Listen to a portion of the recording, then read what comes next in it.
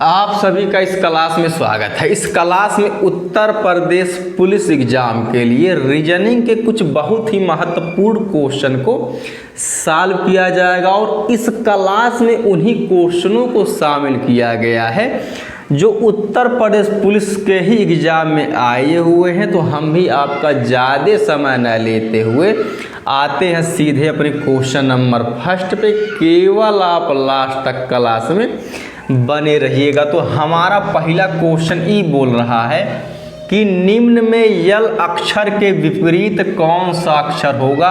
अब पहली बात तो यह जो क्वेश्चन लिया गया है भैया डाइस अर्थात भैया पासे से।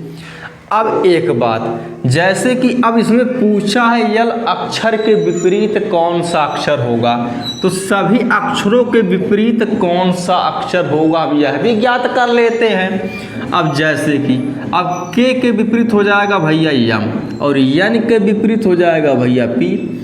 अब यन के विपरीत अगर पी हो जाएगा तो भैया यल के विपरीत ओ हो जाएगा। का है कि यही केवल दो अक्षर बचे हैं, बाकी यही पूछा भी है कि यल अक्षर के विपरीत कौन सा अक्षर होगा, यानी कि ए वाला ऑप्शन जिसमें कि ओ दिया गया। केवल आप लास्ट तक क्लास में बने रहिएगा।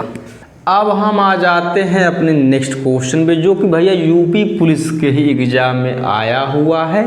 तो हम पढ़ते हैं पहले क्वेश्चन को। निम्न संख्या श्रृंखला में आगे क्या आएगा, अर्थात यहाँ पे जो क्वेश्चन मार्क का जो साइन बना है यहाँ पे कौन सी संख्या आएगी वही हमको बताना है।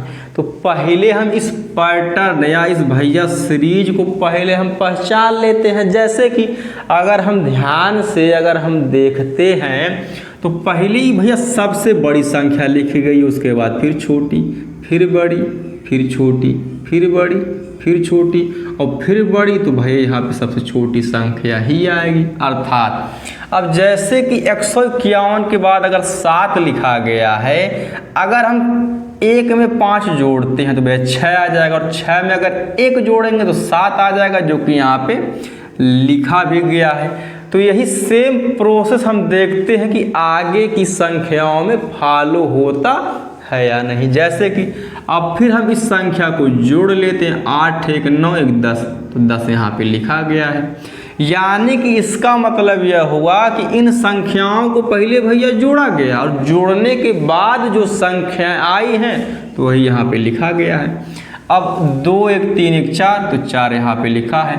उसी प्रकार से 4 2 6 1 7, यानी कि इनको जब जोड़ेंगे तो 7 आ जाएगा, जो कि ऑप्शन नंबर हमारे बी में भैया दिया गया है। अब हम आ जाते हैं अपने नेक्स्ट क्वेश्चन पे जो कि हमारा जो क्वेश्चन दिया गया है नीचे अभी जो साइन बना है इसका मतलब भैया है प्रश्नवाचक चिन्ह या क्वेश्चन मार्क के स्थान पर सर्वाधिक उपर्युक्त विकल्प कौन सा है। अर्थात यहाँ पे जो भैया प्रश्नवाचक का चिन्ह बना है यहाँ पे यही बताना है यहाँ पे भैया क्या आएगा। तो पहली बात तो ई है, जैसे कि अब यहाँ पे बी सी ई का संबंध जो दिया गया है 4 6 1 और 0 से, तो उसी प्रकार से यानी कि यहाँ पे जो पैटर्न फॉलो होगा उसी प्रकार से के एम क्यू का संबंध किस संख्या से होगा हमको यही बताना है। तो पहले हम इसको भैया पकड़ते हैं, इसको पहचानते हैं। जैसे कि अब जो b की प्लेस वैल्यू होती है 2 होती है, c की प्लेस वैल्यू भैया 3 होती है, उसी प्रकार से e की प्लेस वैल्यू 5 होती है। लेकिन यहाँ पे लिखा गया 4 6 1 0, तो हम अगर ध्यान देंगे अगर जैसे 2 का हम 2 गुना कर देते हैं, 2 दूना 4, तो यहाँ पे 4 लिखा भी क्या है। तो उसी प्रकार से अगर हम इसका भी 2 गुना करेंगे 3 दूना 6, तो 6 यहाँ पे लिखा भी गया है। तो उसी प्रकार से इसका भी जब 2 गुना करेंगे यानी कि 5 दूना 10, 10 यहाँ पे लिखा भी गया। अर्थात कहने का मतलब ये है पहले इन अक्षरों के हम प्लेस वैल्यू को लिख करके उसका 2 गुना कर देते हैं। काहे कि जैसे कि यहाँ पे आप देख सकते हैं, अर्थात अब के की प्लेस वैल्यू होती है भैया 11, यम की प्लेस वैल्यू होती है 13 और क्यू की प्लेस क्यू की प्लेस वैल्यू होती है 17। अब जैसे कि यहाँ पे 2 गुना किया गया है तो यहाँ पर भी हम 2 गुना कर देते हैं। अर्थात अब 11 का जब 2 गुना करेंगे यानी कि 11 में जब हम 2 से गुणा करेंगे तो 11 दूना 22 हो जाएगा। अब उसी प्रकार से 13 गुणे 2 करेंगे, 13 दूना 26 आ जाएगा। अब उसी प्रकार से 17 गुणे जब 2 करेंगे, 17 दूना 34 आ जाएगा, जो कि ऑप्शन नंबर हमारे दिया गया, यानी कि 22, 26, 34। तो हम देख सकते हैं भैया ए नंबर ऑप्शन में दिया गया 22, 26 और 34। केवल आप बने रहिएगा। अब हम आ जाते हैं अपने नेक्स्ट क्वेश्चन पे, जो कि आप देख सकते हैं कि जो कि भैया लिया गया है कथन और निष्कर्ष से, और ये यूपी पुलिस के ही एग्जाम में आया हुआ क्वेश्चन है। तो पहले हम पढ़ते हैं कथन को। तो हमारा पहला कथन ये बोल रहा है कि कुछ पेंट्स किताबें हैं, और दूसरा कथन ये बोल रहा है कि सभी किताबें पेंसिल हैं। अब इसी कथन के अनुसार कौन सा निष्कर्ष निकलेगा हमको यही बताना है। तो पहले हम इस कथन के अनुसार डायग्राम बना लेते हैं। जैसे कि अब ये बोला है कि कुछ पेंट्स किताबें हैं। जब भैया कुछ पेंट्स अगर किताबें हैं तो हम भी बना लेते हैं, यानी कुछ पेंट्स किताबें हैं। अब इसको हम पहले समझ भी लेते हैं। जैसे कि ये जो भैया पेंट्स वाला ये जो भैया थोड़ा सा भाग है या कुछ भाग है, ये किताब के अंतर्गत आ गया है, जैसे कि आप डायग्राम के माध्यम से भी देख सकते हैं। और दूसरा कथन ये बोला है कि सभी किताबें पेंसिल, अर्थात अब जितनी भी किताबें होंगी वह पेंसिल के अंतर्गत आएंगी। तो हम भी बना लेते हैं। अब सभी किताबें अगर पेंसिल हैं तो हम बना लेते हैं, लेकिन अब इसको हम पहले समझ लेते हैं। अब देख सकते हैं कि जितनी भी किताबें हैं पेंसिल के अंतर्गत आ तो रही हैं, लेकिन अब इसमें जो पेंट्स वाला जो भैया कुछ हिस्सा है वह भी आ रहा है पेंसिल के अंतर्गत, जो कि आप डायग्राम के माध्यम से देख सकते हैं।